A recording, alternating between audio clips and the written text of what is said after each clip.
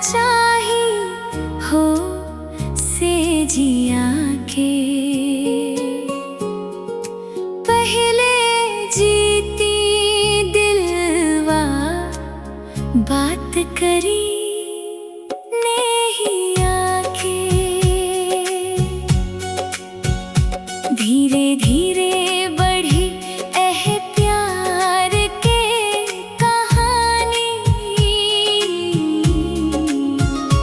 तोहरे बिना सुना लागे मोर जिंदगानी।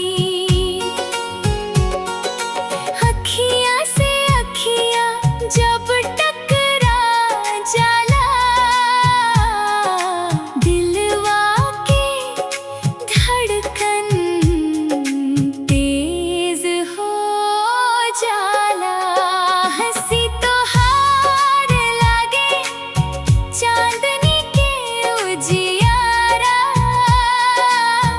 तोहरे संग सजलवा सपना हमार सारा। हथवा पकड़ के साथ निभइब हो, जन्म जन्म तक तोहरा के चाहिब हो।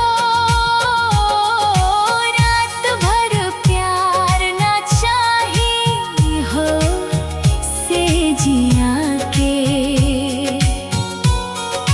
पहले जीती दिलवा बात करी